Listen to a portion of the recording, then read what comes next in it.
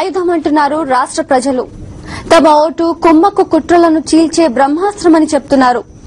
సమయం వచ్చినప్పుడు కాంగ్రెస్ టీడీపీల భరతం పడతామంటున్నారు. ఎల్లోవాదుల కుయుక్తులు ప్రజాక్షేత్రంలో పండవని చెప్తున్నారు. 155వ రోజు పాదయాత్ర పశ్చిమ గోదావరి జిల్లా తాడేపల్లిగూడెం నియోజకవర్గంలో కొనసాగింది. తాడేపల్లిగూడెం బహిరంగ సభలో చంద్రబాబు కాంగ్రెస్ పార్టీలపై తీవ్రంగా విరుచుకుపడ్డారు షర్మిల. ఇప్పుడు మంత్రులు మాట్లాడుతున్న మాటలు కోర్టు నోటీసులు ఇచ్చినప్పుడే మాట్లాడి ఉంటే కేసే ఉండేది కాదన్నారు. వైఎస్ఆర్ కుటుంబంతో తమది ఆత్మబంధం అంటున్నారు తాడేపల్లిగూడెం ప్రజలు. ఉచిత విద్యుత్ ఇవ్వడమే కాకుండా అంతకు ముందున్న కరెంటు బిల్లులు రద్దు చేశారని, రుణాలు మాఫీ చేశారని తెలిపారు. మాకు రైతులుగా చాలా బాగా చేశారు. కరెంటు బిల్లులు రద్దు చేశారు, బాకీలు రద్దు చేశారు, వడ్డీలు కూడా రాయితీ ఇచ్చారు. సరైన మద్దతు ధరలు లభించినాయి ఆయన ఉండగా. తాడేపల్లిగూడెం నియోజకవర్గంలోని ఐకేపీ యానిమేటర్స్ షర్మిలను కలుసుకుని తమ బాధలు చెప్పుకున్నారు. చెప్పండమ్మా, మీ సమస్యలు ఏంటి? అసలు మేము 14 సంవత్సరాల నుంచి ఐకేపీ యానిమేటర్ గా చేస్తున్నాం సార్. మేము గవర్నమెంట్ దృష్టిలో ఒక గుర్తింపు అనేది లేదు. ఊళ్ళో మా స్థాయి నుంచే పై స్థాయికి ఏంటనే తెలుస్తుంది, కానీ మమ్మల్ని గుర్తించే వాళ్లే లేరు. తర్వాత గవర్నమెంట్ నుంచి వచ్చి ఆమ్ ఆద్మీలు ఇప్పించడం, అభయహస్తాలు ఇప్పించడం, వాళ్ళే ఎవరైనా చనిపోతే మళ్ళీ వాళ్ళ క్లెయిమ్ రిపోర్ట్స్ పైకి చెప్పి వాళ్ళ క్లెయిమ్లు ఇప్పించడం జరుగుతుందండి. ఇన్ని చేసినా సరే మా నుంచి మొత్తం సౌకర్యం అంతా ప్రభుత్వం పొందుతుంది, కానీ ప్రభుత్వం కనీస వేతనం మట్టుకు ఇవ్వడానికి ఇబ్బంది పడుతుంది. ఆయన ఇస్తానని చెప్పారండి. ఆయన ఉంటే కనుక మాకు ఖచ్చితంగా జీతాలు ఇచ్చేవారండి. మాకు ఈ సమస్య ఇప్పటి వరకు మేము ఇలా రోడ్డు ఎక్కవలసిన అవసరం వచ్చేది కదండి. ఆ ప్రాంతం ఈ ప్రాంతం అని లేదు, అన్ని ప్రాంతాలకు అన్ని వర్గాల వారికి న్యాయం చేసిన ఘనత వైఎస్ఆర్ దని వృద్ధులు తెలిపారు.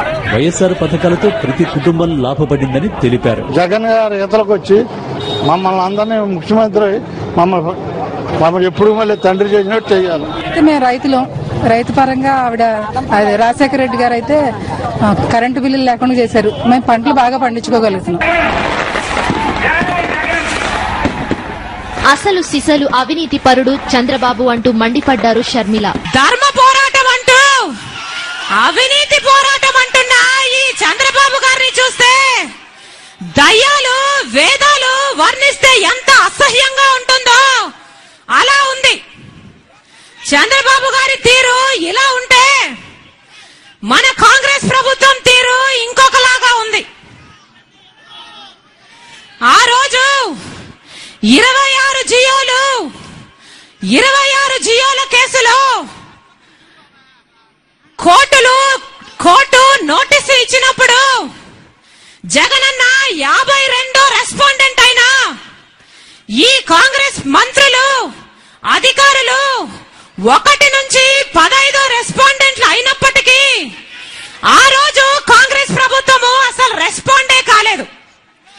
ఈ రోజు వాళ్ళ మంత్రుల చుట్టూ ఉచ్చు బిగుసుకుంటుంటే అసలు జీవోలలో అక్రమమే జరగలేదు, క్విడ్ ప్రోకో జరగలేదు, ఏ అవినీతి జరగలేదు, నిబంధనల ప్రకారమే అర్హులైన వారికే భూమిని ఇవ్వడం జరిగింది అని ఈ రోజు ఒప్పుకునే పరిస్థితికి వచ్చారు మంత్రులు.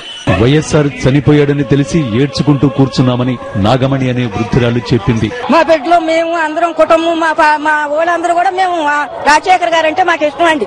అలాగే మాకు జగన్ గారు రావాలండి. మాకు అమ్మగారు తిరుగుతుంది బుజ్జి, ఆవిడ కూడా క్షేమంగా ఉండాలండి. మేమందరం దేవుడిని నమ్ముకున్నామండి. పింఛన్ల దగ్గర నుంచి పావలా వడ్డీల వరకు అమలు చేసి సామాజిక ఆర్థిక విప్లవాన్ని తీసుకొచ్చిన ఘనత వైఎస్ఆర్కే చెందుతుందని మహిళలు అంటున్నారు. అభిమానం కొనుక్కుంటే రాదండి. అది ఆవిడ అన్న వెనకాల తండ్రి వల్ల, ఆ అన్నగారి వల్ల, అందరి వల్ల మాకు మేలు చేసిన గురించి ఆయన ఎన్నో మేలు చేశారండి. వైఎస్ రాజశేఖర రెడ్డి వల్ల మాకు చాలా మేలు జరిగిందండి. నేను ఈ రోజు ఇంజనీర్ అయ్యానంటే ఆయన వల్లే.